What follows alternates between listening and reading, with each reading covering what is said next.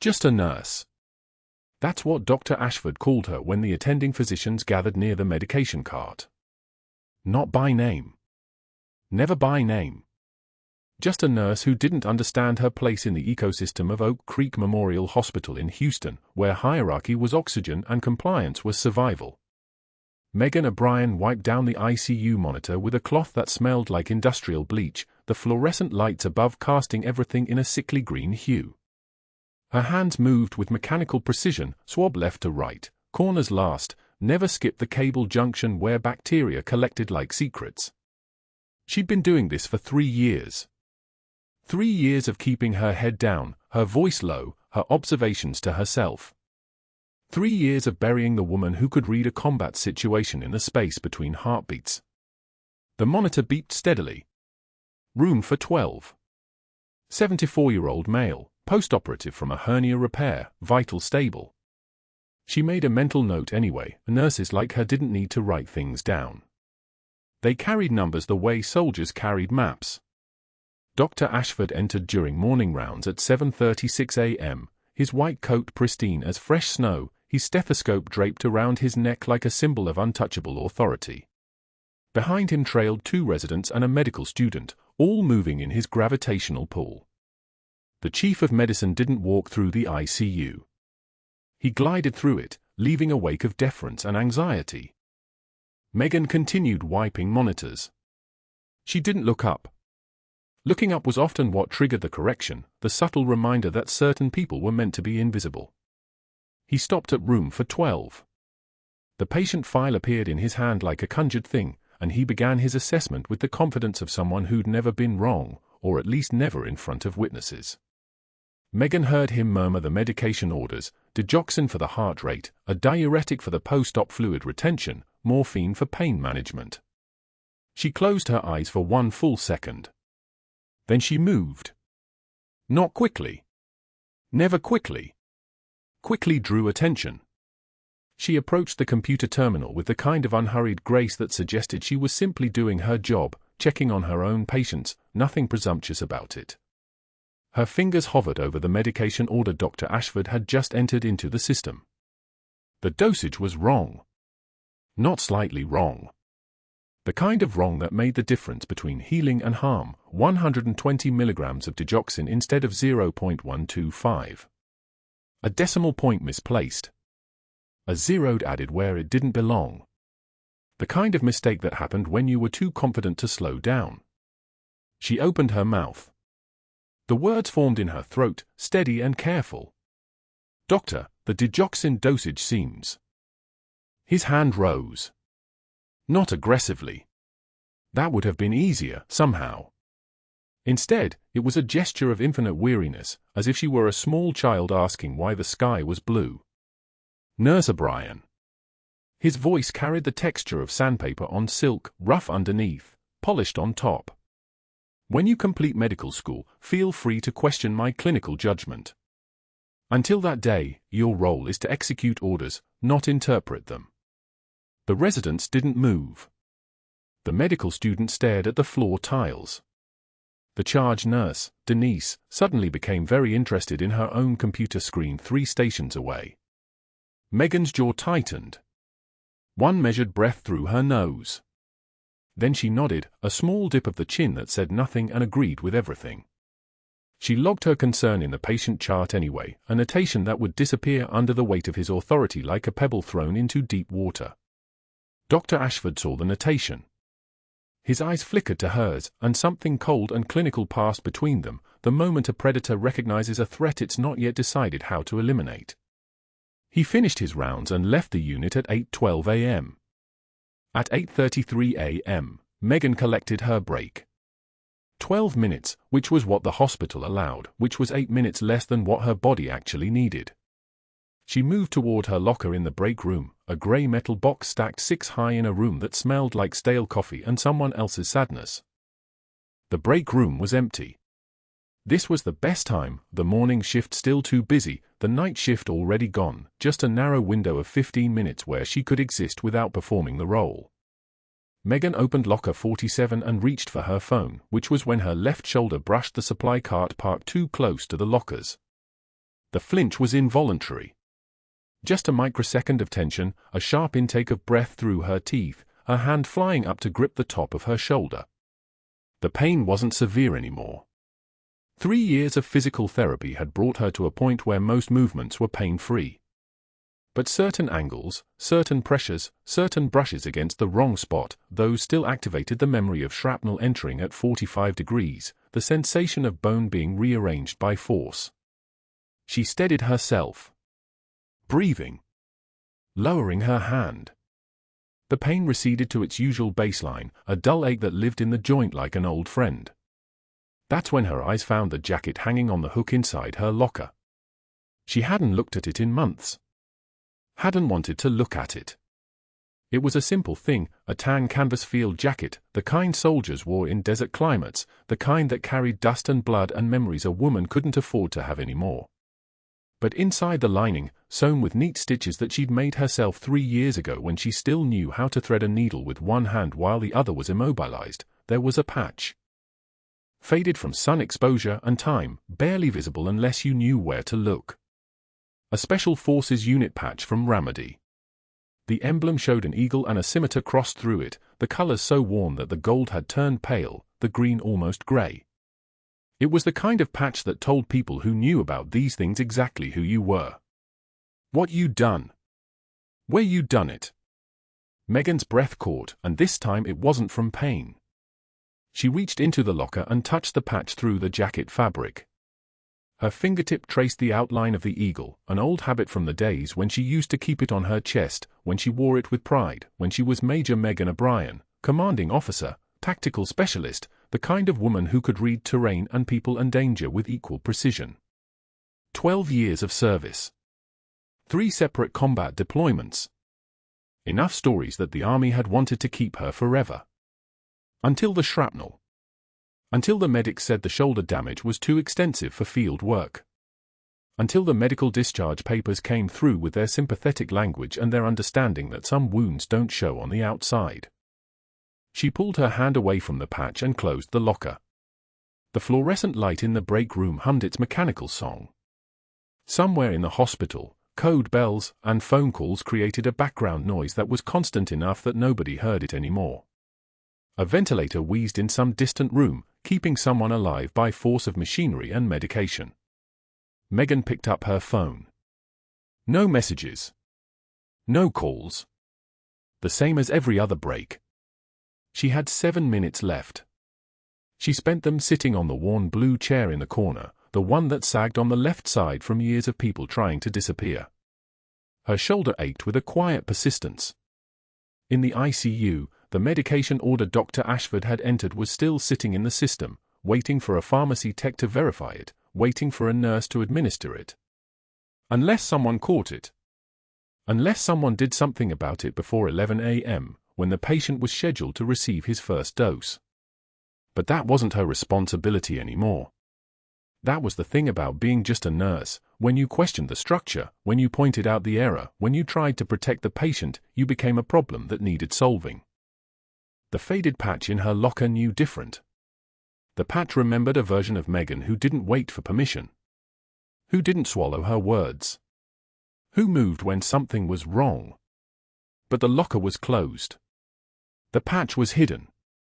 And Megan O'Brien stood up, pressed her right hand against her left shoulder where the pain still lived, and walked back to the ICU at 8:54 a.m. to finish her shift in silence.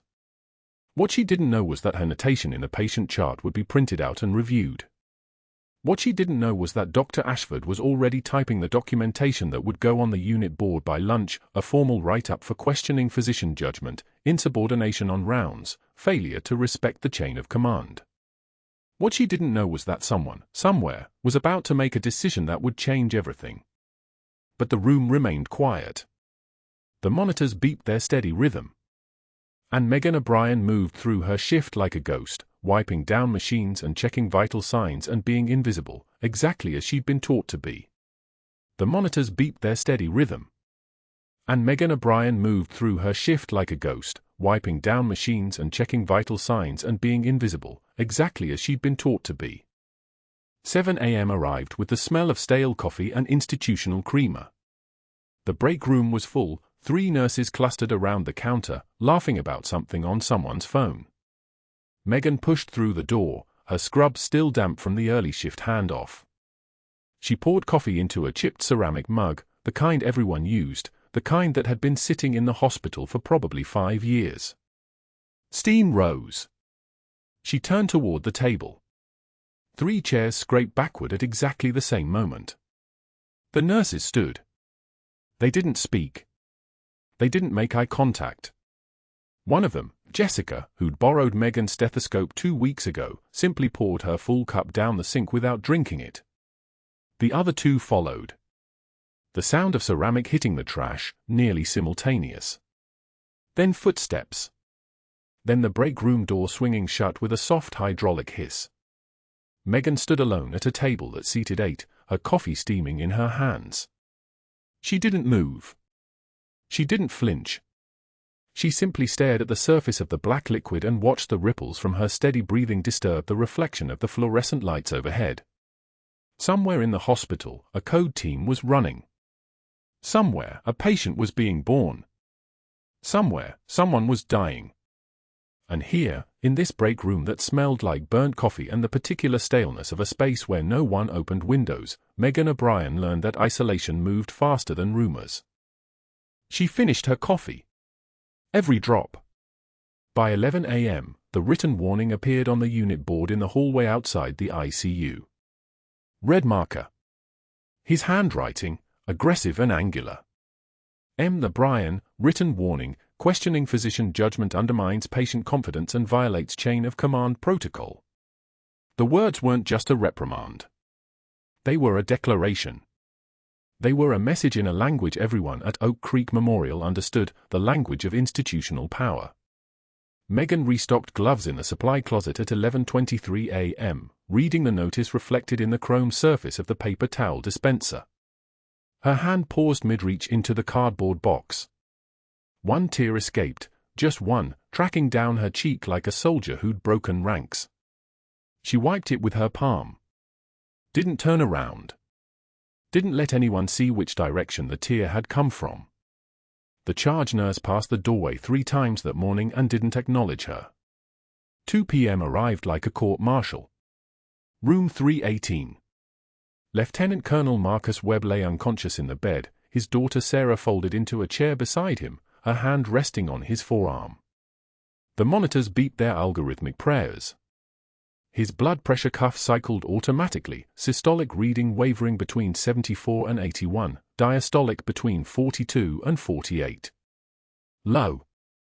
Too low. Megan was restocking the medication cart when she heard Dr. Ashford's voice echo down the corridor, that particular cadence that meant rounds were beginning. The rounds that everyone attended. The rounds that were, increasingly, theater.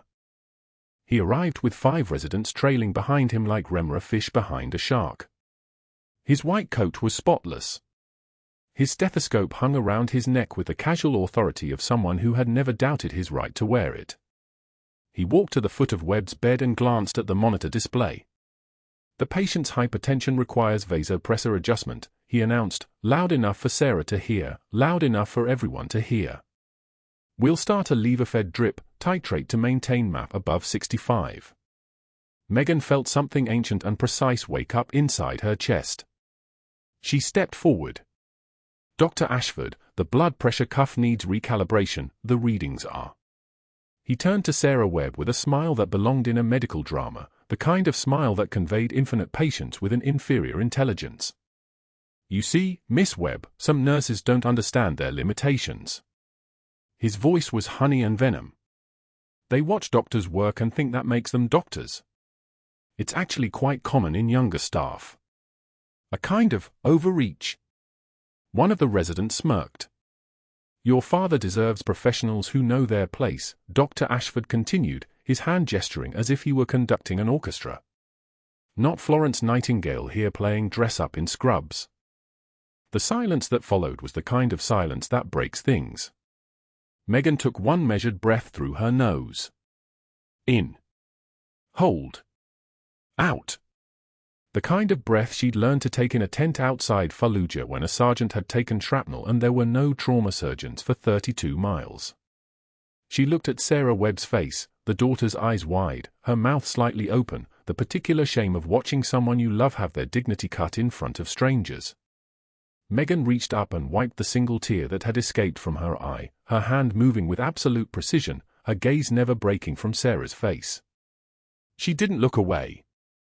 She didn't apologize. She didn't shrink. And then, in a voice steady as a surgical laser, she said, "Your father deserves someone who checks the orders twice."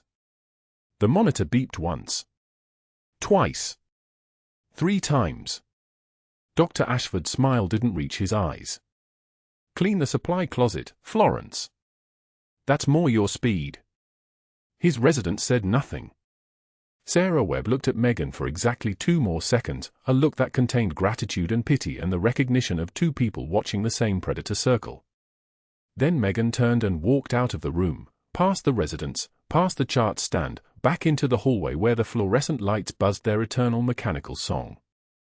That evening, after her shift ended at 7 p.m., Dr. Ashford made 3 phone calls. The charge nurse from the surgical unit heard him say, "O'Brien is becoming a liability. Don't schedule her on your critical cases." The night shift supervisor received the same message, word for word, as if rehearsed. The third call went to someone Megan didn't know, didn't have a name for, someone on the hospital board with enough institutional mass to change schedules, restrict access, rewrite assignments. The next morning, Megan found her ICU rotation reduced by half. Her name was absent from the advanced procedure training list. Gone. Deleted like a file that had never existed. She stood at her locker around 6 a.m., hand resting on the cool metal door, feeling the outline of the patch inside her jacket, Ramadi, 3rd Battalion, 5th Marines, a piece of another life folded inside nylon lining. Her fingers pressed against the metal. Somewhere in the ICU, Dr. Ashford was probably already walking through patient rooms, his white coat immaculate, his authority absolute. But that wasn't the worst part. The worst part was knowing that systems like this, systems that protected men like Dr. Ashford, depended on the silence of people like her. Around 8 p.m. that evening, one of the nurses who'd abandoned her in the break room texted from a number Megan didn't recognize, "He's going around telling people you're unstable. That you're dangerous on critical cases. Don't come to lunch tomorrow." The message arrived while Megan was restocking the supply cart. She read it once. Deleted it. Said nothing to anyone. The ICU during night shift felt different with her restricted access. She was still present. Still moving through the space. But the work that defined her, the critical interventions, the procedures, the moments when expertise and speed meant the difference between a family getting to say goodbye and a family getting a flag-folded memory, all of it was being quietly removed. She was being erased, not fired. Worse. Worse than fired. The staff began to avoid her with impressive precision. The break room would fall silent the moment she entered. The hallway conversations would pause mid-sentence. No one made eye contact during shift changes. It was the kind of institutional shunning that required no official policy, no written directive. Just a telephone tree of shame, spreading Dr. Ashford's message in little whispers that accumulated like frost, unreliable, overreaching, dangerous, unstable. By 11:15 p.m. on the 4th day of her restricted schedule, Megan was restocking supplies on the 7th floor, 3 levels away from the ICU, when an alarm cut through the hospital's normal acoustic landscape like a siren through fog. Code Blue. Room 320.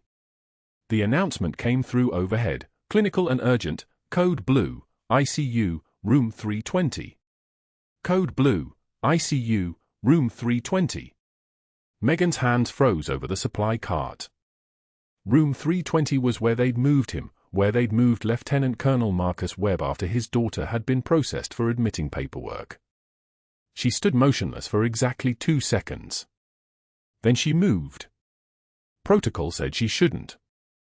Her restricted assignment meant the ICU was off limits for her. But protocol and rules were suggestions made by people who'd never watched someone die because everyone was too afraid to speak. She was down the stairs in 90 seconds.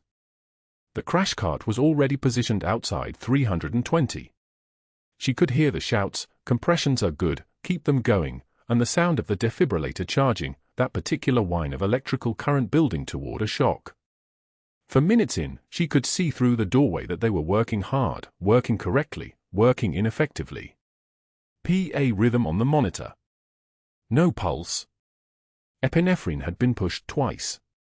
The chest was rising and falling with the rhythm of mechanical compressors.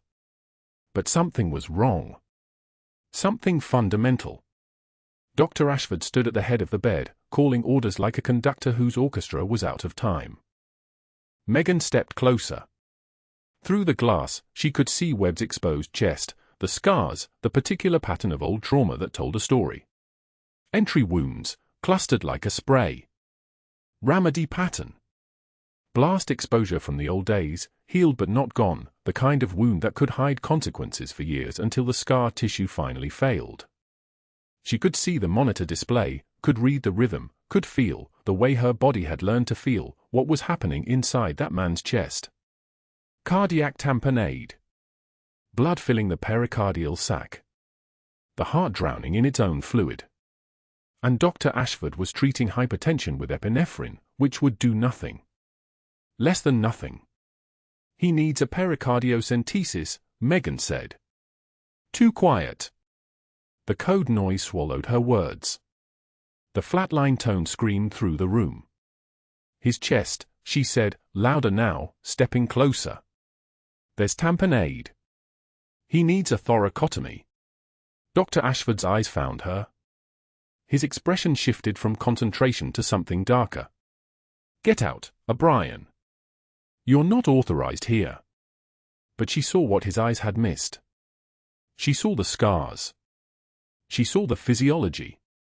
She saw a man who'd survived Ramadi, survived IEDs and firefights and the kind of blast concussions that echoed for years, only to be killed by a system that didn't listen to the people who knew how to fix it.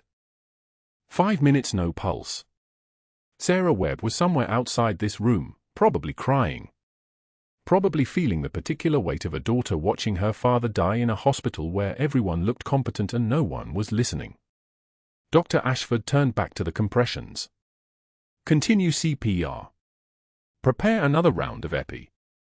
He needs a thoracotomy, Megan said again. And there, in her voice, was something that hadn't been there 4 days ago in the break room. Something that had been buried for 3 years but was waking up now. I'm reading his presentation. Cardiac tamponade. You need to crack the chest now. Dr. Ashford actually laughed. The sound came out like a knife blade dragged across tile. You're going to crack a chest? You? Get out before I have you escorted out. The flatline continued its electronic scream. The flatline continued its electronic scream. Room 320. 11:47 p.m. The monitor's wail cut through the ICU like a siren through empty streets, and Megan's hands moved before her brain gave permission. She was 3 hallway sections away, restocking the supply cart with fresh for kits, when the overhead announcement crackled, Code Blue, Room 320. The veteran's room. The one where Dr. Ashford had humiliated her in front of the family just hours earlier. The one where she'd promised his daughter that someone would check the orders twice. Her feet were already moving. The supply cart clattered against the wall as she abandoned it, muscle memory overriding protocol, her body remembering rhythms her mind had spent 3 years trying to forget. The ICU bay exploded into controlled chaos when she arrived. 2 residents stood frozen near the bedside, hands hovering uselessly. The charge nurse was calling for the crash cart. The monitor showed the flatline's relentless horizontal truth, no pulse. No heartbeat. No life. For minutes without oxygen was the threshold. The brain started dying at minute 5. This man, Lieutenant Colonel Marcus Webb, the name on the chart, a man she didn't consciously recognize but whose presence had sent something ancient and knowing through her nervous system when they'd moved him to this bed, had minutes left before the biology of death became irreversible. We need a thoracotomy, Megan said. Her voice had changed. Not loud, but different, a register that came from somewhere deeper than her diaphragm. From Ramadi. From the field hospital tent where she'd opened chests with a combat knife because there was no surgical suite, no OR, just a dying Marine with 12 seconds of consciousness left and a blade that could work. The resident stared at her. Now, she added. Still quiet. Still utterly final. The crash cart. Thoracotomy kit. Move. Dr. Ashford rounded the corner at the exact moment she reached for the surgical kit. His eyes narrowed. For 3 years, he'd seen only a mid-level nurse who asked questions. For 3 years, he'd been right to despise her because in his calculus, nurses who challenged physicians were threats. But in this moment, as she moved toward the crash cart with the fluid precision of someone who'd done this before, really done this, not in simulation, not in textbooks, his face shifted. Not fear yet. Recognition. A predator sensing something larger had just entered the room. What are you doing? His voice was sharp. Clinical. Designed to stop her through authority alone. This patient needs an open thoracotomy. His chest needs to come open. His heart needs manual compression. You can stand there or you can get out of my way, Megan said. She didn't look at him. She was already prepping the field, her hands moving with the certainty of someone who'd performed this procedure when the alternative was watching someone die. In Ramadi, in a combat hospital tent where the walls shook from incoming mortars and the only anesthesia was the promise that it would be over soon. The betadine bottle caught the fluorescent light as she squeezed it in 3 efficient strokes across the veteran's chest, upper left quadrant, the exact anatomy of access, the path she'd learned in trauma surgery residency before the army, the path she'd perfected in the field. Get him prepped. Type N cross. 2 units of ONEG standing by. You're a nurse, Dr. Ashford said. His voice had an edge now. Fury mixed with something else. Calculation. You do not have the authority to perform. Security, he shouted toward the hallway. But no one came. The code team was frozen, watching. The 2 residents were already moving, already following her orders because the tone of command is a thing that transcends title. It transcends rank insignia and credentials. It's the sound of someone who has seen the worst and survived it, and they recognized it now in her voice, in the mechanical precision of her movements, in the way her hands didn't shake even as she reached for the surgical blade. The incision was clean. 3 centimeters. Deep enough. The rib spreader, a thing that looked like a medieval torture device but was the only way to access what lay underneath, went in with a soft click. The ribs resisted, then yielded. The sound of them spreading was like cracking wood, intimate and terrible. Blood spilled dark and warm across her gloves. 6 minutes no pulse now. The window was closing. Her fingertips found the heart in the bloody cavity of his chest, slippery, inert, a fist-sized muscle that had forgotten how to work. She began the compressions. The heel of her hand, the weight of her body translated through her arms, the rhythm burned into her nervous system from years of practice in conditions where the textbook didn't matter, where what mattered was keeping blood moving through the brain and lungs until the heart remembered its job. 1 compression. 2. 3. The monitor still flat-lined. 4. 5. 6. The room was holding its breath. The fluorescent lights hummed their electronic prayer. Somewhere distant, a ventilator wheezed its mechanical rhythm on another patient. 7 compressions. 8. On the 9th compression, the heart spasmed. It was faint on the monitor, a flutter, a hesitation, the smallest possible disagreement with death. Megan didn't stop. She continued the rhythm, her hands steady as surgical lasers, her breathing controlled, her mind in that place where there was no fear, only data. Pain is information. Chaos is only a lack of understanding. The veteran's heart had been without oxygen for 6 minutes and 40 seconds. The damage would be significant.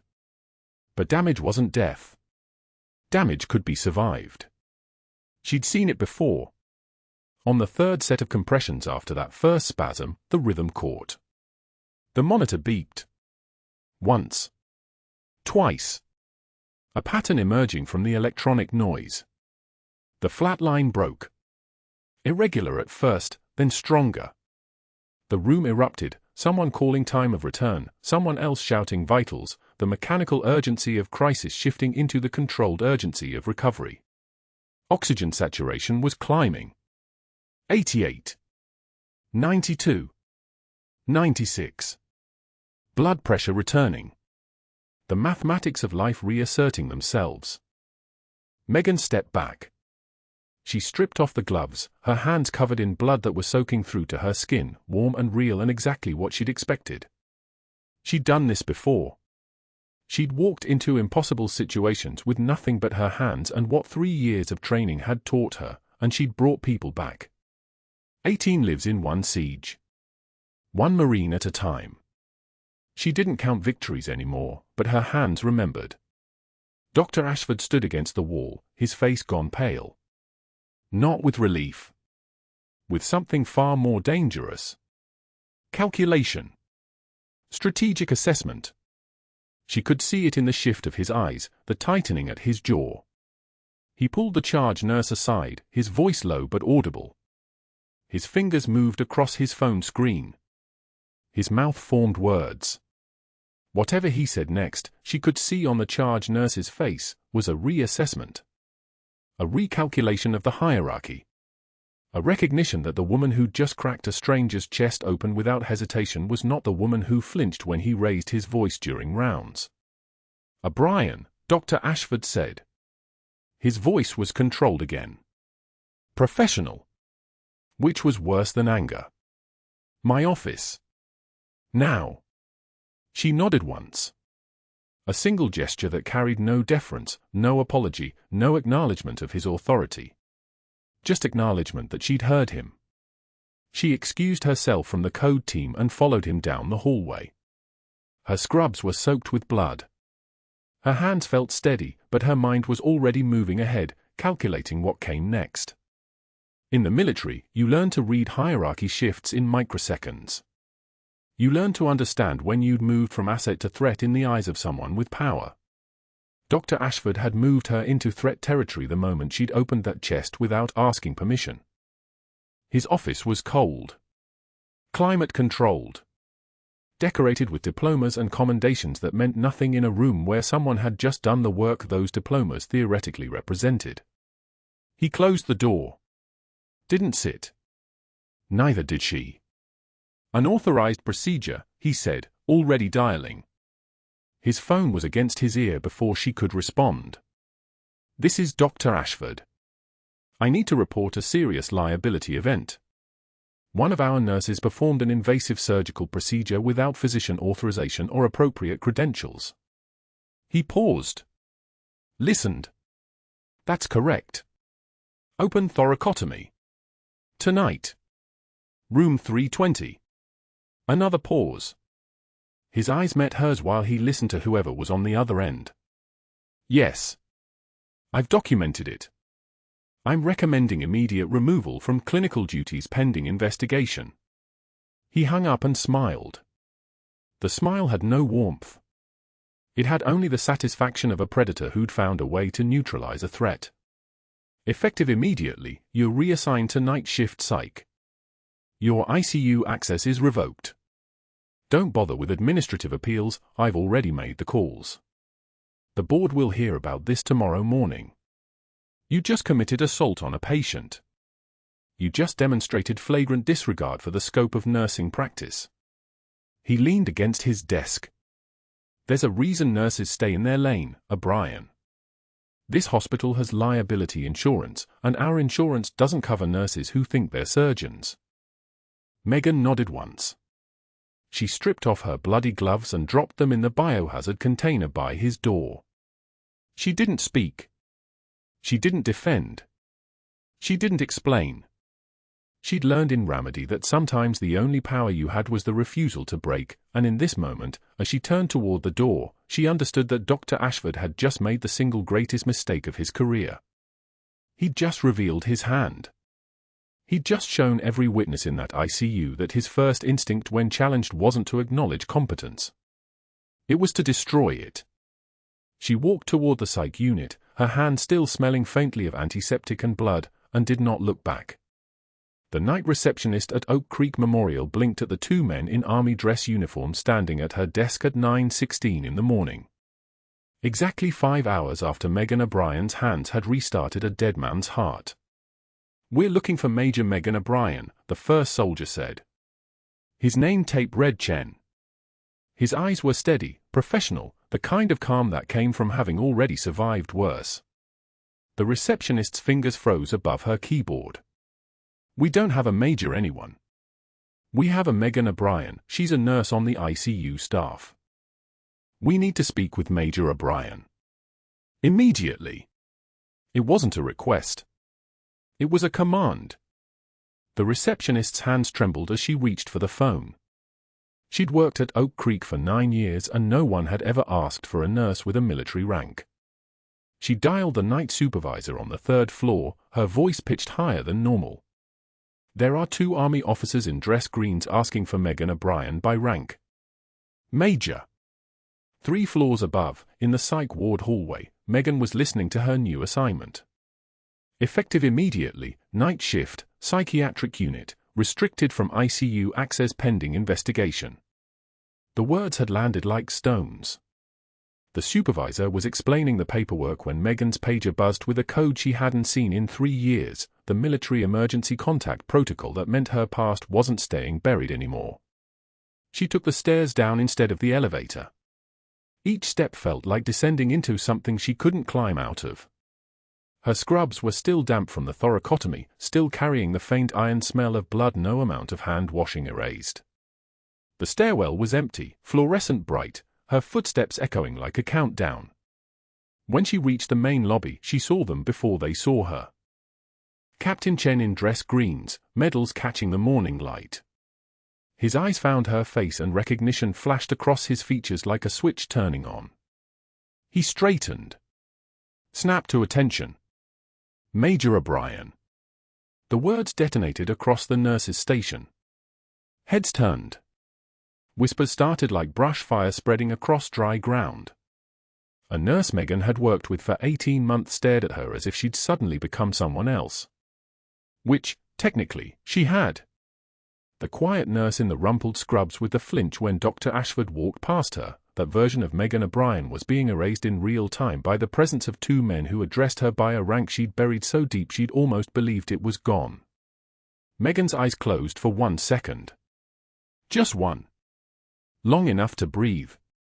Long enough to feel her shoulders settle into a position they'd held in a different life, in a different desert, under a different kind of pressure. Captain Chen kept his attention on her, but his partner moved slightly closer to the charge nurse station, a subtle positioning that wasn't hostile but made clear they controlled the room now. "We received notification when Lieutenant Colonel Marcus Webb was admitted.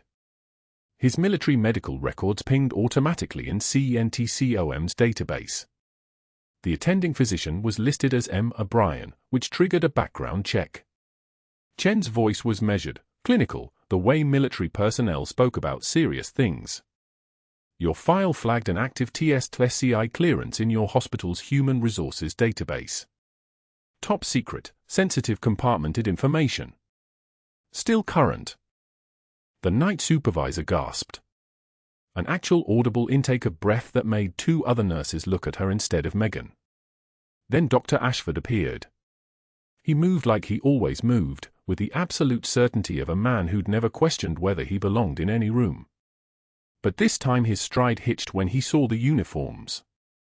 Just barely. Just enough for Megan to know he understood something had shifted in his carefully constructed hierarchy. "Gentlemen," he said, extending his hand, his voice carrying the false warmth of someone who thought charm was power. "I'm Chief of Medicine. Perhaps I can clarify whatever confusion there is." Captain Chen didn't take his hand. Lieutenant Colonel Webb served under Major O'Brien's command in Ramadi, 2019. 3rd Platoon. He let that sit for a moment. The words hung in the air like a held breath. "We need to verify chain of custody protocols for classified personnel. The procedure performed on the colonel last night, was it authorized?" "I didn't know who he was," Megan said. Her voice came out lower than before, the tone flattening, the careful nurse speak disappearing. Just fact. The Colonel's records indicate he served under your command for 8 months. Medical Team Omega-6. Chen's eyes moved to Dr. Ashford. Major O'Brien is cleared for emergency medical procedures on classified personnel. That clearance supersedes hospital protocol in combat casualty scenarios. Dr. Ashford's jaw tightened like a fist closing. His eyes moved from Chen to Megan and back again, calculating vectors, weighing losses and gains with the speed of someone who'd spent his entire career playing politics. It took him 3 seconds, she counted them, before he recovered his strategy. He pulled out his phone. Didn't ask permission. Didn't explain. Just dialed a number and walked toward the administrative wing, speaking low into the phone. This is Ashford. I need you to hear this directly from me before you get any other version. The nurse I mentioned, O'Brien, there's a significant problem developing. Military personnel just arrived at the hospital inquiring about her. She performed an unauthorized procedure last night that nearly killed the patient. We need to distance the hospital immediately. A pause. Yes. Reassign her. I'm calling security to escort her to HR, full investigation, pending termination. Another pause. I'll handle the details personally. He hung up and made a second call, this one shorter. Security. To meet him in the lobby. Now. Captain Chen watched the entire performance without moving. His partner had already stepped closer to Megan, a gesture that was protective without being obvious. Major, I'm going to need you to tell me exactly what happened in that ICU. Megan opened her mouth to respond, but 2 security officers were already moving toward her from the east corridor. Fast. Purposeful. Not threatening but not leaving room for negotiation either. I'm sorry, sir, one of them said to Captain Chen, and he actually meant it. But we've been instructed to escort Ms. O'Brien to HR for an administrative matter. On what authority? Chen's voice dropped exactly 1 octave. Dr. Ashford reappeared, walking with the confidence of a man who'd just secured his position with a phone call. Hospital policy regarding unauthorized medical procedures. O'Brien is under investigation for performing an emergency thoracotomy without physician oversight. That procedure could have resulted in additional patient harm. She's on immediate administrative leave, effective now. Her badge is being deactivated as we speak. The security officers flanked Megan. Not touching her. Not yet. But the message was clear. Chen looked at her. One long, steady look that carried information. Not now. Stay calm, this isn't over. Military personnel didn't intervene in civilian administrative matters, even when those matters were clearly political sabotage. It would compromise something larger, something Megan couldn't see yet. She nodded slightly. Once. They walked her to HR while the morning shift arrived, while nurses came through the lobby and stopped to stare at the woman being escorted out of the building. Megan kept her eyes forward, her shoulders level, her breathing steady. The faded unit patch was in her jacket, still hanging in her locker in the basement. She thought about going back for it, then decided against it. If they were going to fire her, going back would only give them more ammunition. The HR manager was waiting with termination paperwork already printed. Dr. Ashford had worked fast. The document cited unauthorized emergency procedures, violation of chain of command protocols, and failure to notify supervising physicians of her actions. There were spaces for her signature. She didn't sign them. She just gathered her personal items from her locker, the photo of her unit from Ramadi tucked behind a water bottle, a granola bar she'd forgotten about from 3 weeks ago, a tube of antiseptic ointment. And the jacket with the unit patch. She held the fabric in her hands for a moment, feeling the weight of the embroidered material, the knife-edge folds of the patch she'd sewn into the lining 3 years ago with hands that had been steadier then. The Ramadi insignia was faded from washing, from the passage of time, from being hidden so deeply that she'd almost forgotten it was there. She pulled it out. The stitches were still perfect. She'd done that work at 3 a.m. in an apartment that smelled like empty Thai takeout containers and regret, after the doctors told her the shoulder would never be what it was, after the army decided it was kinder to let her go than to watch her lose herself trying to stay. She'd folded this patch into her jacket like it was a secret she could keep forever if she just didn't look at it too often. Now she held it in her palm. The material was soft from handling, the colors slightly washed out, but the emblem was unmistakable. Special Forces. Third Group. Ramadi. A lifetime ago. An hour ago. By 11 p.m., she'd cleaned out the rest of her locker. By 11:30, she'd walked down to the basement laundry room. The fluorescent lights buzzed overhead, casting everything in a clinical white that made the world look like a photograph of itself. The laundry folding table was metal, cool to the touch. Megan laid out her scrubs, the blue ones she'd worn during the code, now washed and dried and waiting.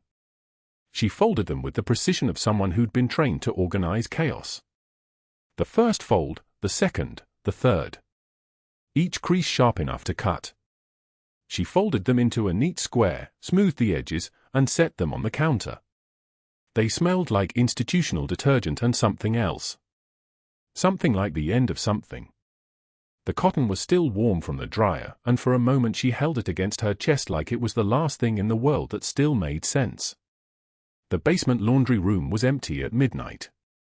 Just her and the washing machines and the sound of the ventilation system pushing air through ducts, and somewhere above her, in rooms where patients slept and monitors beeped their mechanical prayers, the life she'd built in Houston was dissolving like medication dissolving on a patient's tongue. She'd saved a man's life with the skills they'd tried to take from her, and they'd fired her for it. She set the folded scrubs down on the counter and walked toward the back exit, the one that led to the parking lot, the one nobody used except the night maintenance crew. The rain had started while she was upstairs, not hard, just steady, the kind that falls without apologizing. She stood in the doorway for a moment, looking back at the building, at the lit windows on the upper floors where people were still working, still fighting to save lives, still operating under the assumption that hierarchy mattered more than skill. The unit patch was still in her hand. She'd carried it out of the locker, out of the HR office, down the stairs. Now she held it in the rain and let the water bead on the embroidered material, watched the insignia catch what little light there was. Behind her, the hospital hummed with its nighttime rhythm. Ventilators. Monitors. The soft padding of night shift nurses moving through hallways.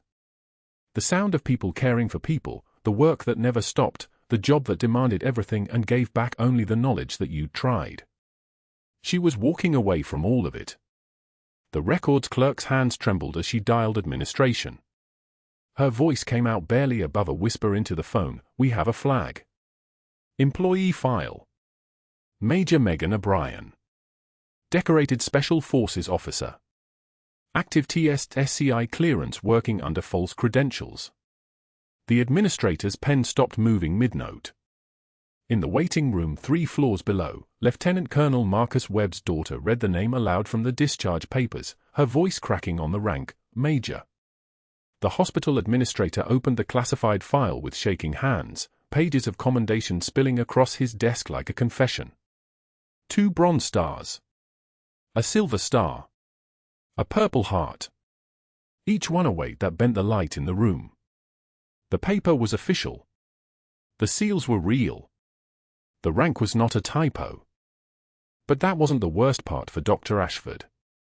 Within 48 hours, a SEAL team leader appeared at Oak Creek Memorial's entrance, his dress uniform crisp as a knife edge, his eyes carrying the kind of calm that comes from having survived things most people can't imagine. He didn't come to see Megan. He came to gather staff in the conference room. Nurses filed in, confused. Technicians stood in the back. The SEAL team leader, Lieutenant Commander Hayes, who'd coordinated with Megan's unit in Ramadi, told them what they didn't know. What they would never forget. Major O'Brien saved 18 lives during a field hospital siege in 2011, he said, his voice steady as stone. IED took out the compound's east wall. She carried wounded through sniper fire. With a fractured shoulder. With shrapnel embedded in her chest wall. She kept working for 7 hours after she should have collapsed. Someone exhaled. A nurse sat down slowly. Hayes continued, "She's the reason those 18 soldiers are alive. That's not heroism as a concept.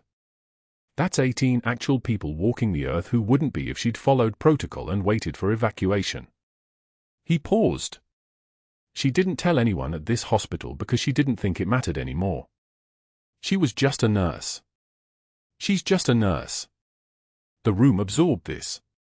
The temperature in the air seemed to shift. Jake Rodriguez, the hospital IT administrator and Marine Corps veteran who'd served 2 tours in Afghanistan, had already made his call to the FBI. He'd preserved the security footage from the night of the thoracotomy, all of it. Every frame where Dr. Ashford stood frozen. Every second where Megan's hands moved with surgical precision that no ordinary nurse possessed. But more importantly, Jake had logs. Email logs. System access logs. Deletion attempts made at 3:27 a.m. from Dr. Ashford's workstation, trying to erase the video file. Failed deletion attempts. Redeletion attempts at 4:12 a.m. At 4:33 a.m. At 5:08 a.m. The timestamp trail read like a panic attack rendered in computer code. Jake's statement to the FBI was simple and devastating. He tried to destroy evidence of his own incompetence. "I stopped him." The Texas Medical Board opened an investigation within 48 hours, not for the thoracotomy, which they'd review as a textbook emergency procedure, but for attempted evidence destruction and the dosage protocol violations Megan had flagged that were now documented in patient charts going back 6 months. One patient nearly coded. Another spent 3 days in the ICU recovering from hyperglycemia secondary to a metformin overdose. Megan had written it down. She documented everything. Ashford's board contact, a hospital trustee named Whitmore, received a subpoena for communications about employee retaliation and stopped returning calls by day 2. The silence of his phone was louder than any conversation. By day 3, the hospital's legal team reviewed every write-up Ashford had filed against Megan. 17 documents spanning for months. Not one contained objective evidence of actual policy violations. Only subjective complaints. Questioning authority. Insubordination. Nurse demonstrated inappropriate assertiveness during rounds. The HR director interviewed 17 staff members. 12 described the break room exile. The public humiliations. The strategic isolation. The targeting. It was all documented now in formal statements, and the hospital's liability exposure was catastrophic. The CFO ran the numbers: potential lawsuit damages, lost revenue from reputation damage, Chicago scrutiny. $5 million. Minimum. Whitmore received another subpoena. He hired a lawyer. At the emergency board meeting on day 5, the trustees voted unanimously. Dr. Ashford was terminated for cause. His medical license was suspended pending formal investigation. His career didn't end. It collapsed. He cleared his office on day 6, cardboard box in his hands, a personal collection of things that suddenly meant nothing: diplomas, plaques, a photograph of himself with a hospital administrator from 2015, both of them smiling at something they thought would last forever. The smile in that photograph looked obscene now. Nurses watched from the station as he passed. They said nothing. They didn't have to. Their silence was louder than contempt. He walked past Sarah Webb in the hallway. She was there visiting her father, who'd woken up that morning and asked for Major O'Brien, the one from Ramadi who pulled me out of the blast zone. Sarah looked at Ashford, and her voice came out like ice. "You tried to destroy the woman who saved my father twice." Ashford kept walking. His eyes stayed fixed on the linoleum floor like it was the only honest thing in the building. The real punishment came 6 months later, because a suspended MD wasn't a revoked one. He still needed money. His mortgage was $4,500 a month. His bank account had $87,000 in savings, enough for 19 months if he stopped eating. Oak Creek Memorial was hiring for night security. $18 an hour. Full-time. Ashford applied. He was hired. He wore a navy blue polyester uniform now, a plastic badge clipped to his chest like a joke no one was laughing at. He emptied trash cans in the ICU at 2 in the morning, his hands moving through the debris of other people's crises. He mopped floors in the break room where he'd once held court, where nurses used to fall silent when he entered. Now they didn't even see him. His presence registered as absence. He was furniture. He was shadow. He was the thing you stepped around without looking. One night in February, while he was restocking paper towels in the executive wing, he saw it. The nameplate on the corner office door, brass letters catching the hallway light, Megan O'Brien, Chief of Emergency Medicine. The light was on. She was inside, reviewing charts, her reading glasses perched on her nose, her white coat folded on the back of her chair. He froze in the doorway, trash bag hanging from his hand like a failed promise. She looked up. Their eyes met. For 5 seconds, neither spoke. The silence stretched like fabric being torn. Then she returned to her charts. He understood. He emptied the trash can in her office, his movements mechanical and small. She didn't acknowledge him. She didn't have to. He left. His eyes stayed fixed on the floor as he walked. On the wall behind her desk, he saw it through the doorway, a framed shadow box. A faded Special Forces unit patch. 2 bronze stars, a silver star, a purple heart, each one a small weight of evidence that he'd been wrong about everything. Beneath them, a photograph. 19 soldiers in Ramadi, arms around each other, faces exhausted and alive. One of them was Megan, covered in dust and blood, smiling like someone who'd been told she was just a nurse and had decided to prove something else entirely. He closed the door quietly behind him and walked into the darkness of the hallway. The presidential invitation arrived on a Tuesday morning in March, delivered by courier to Megan's office. Cream cardstock, embossed gold seal, the weight of it substantial in her hands. The letter requested Major Megan O'Brien's presence at the White House for a ceremony honoring civilian medical heroes who demonstrated extraordinary valor in both military and civilian service. She read it 3 times. Set it on her desk. Pressed her thumb against the glass of the shadow box frame on her wall, feeling the outline of her old unit patch through the barrier, the faded fabric holding up under the weight of what it meant. The patch had been sealed in darkness for 4 years. Now it caught the morning light coming through her office window, and the fabric seemed to glow like something that had been waiting to be seen.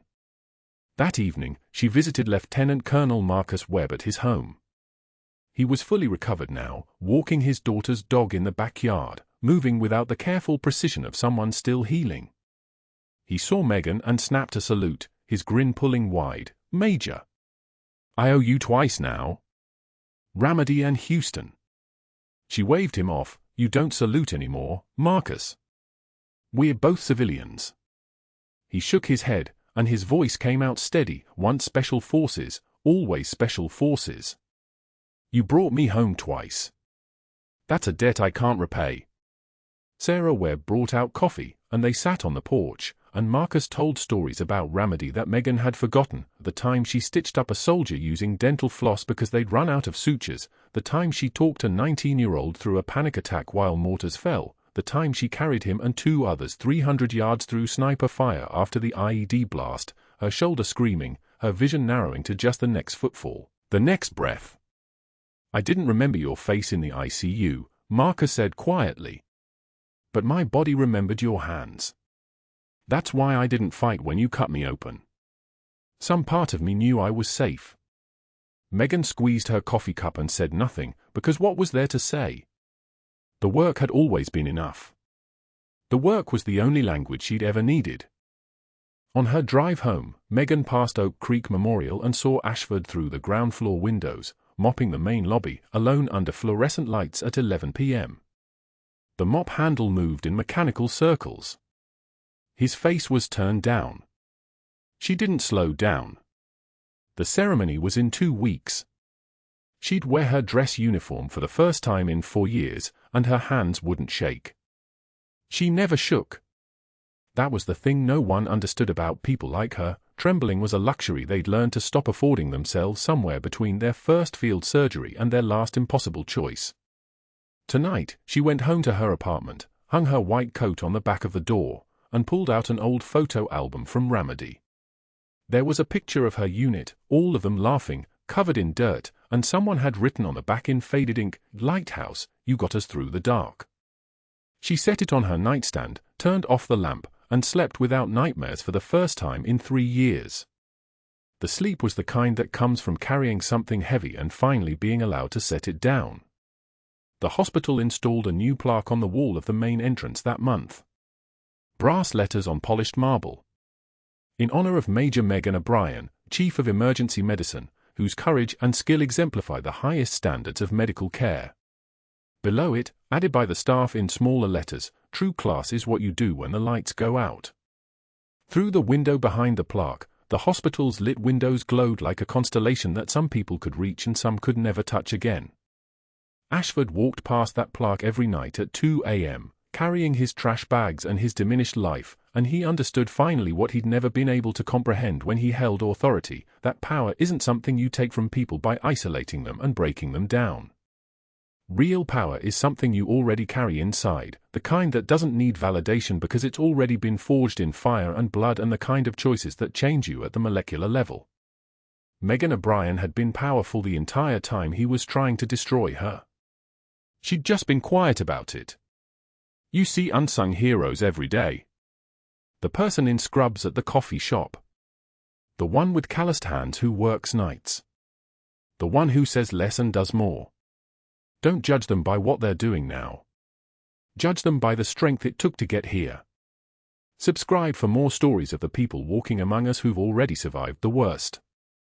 Like this video if it reminded you that quiet doesn't mean weak. Comment, who's the quiet hero you know that deserves recognition? And follow, because the best stories are always about the people you're not looking at closely enough.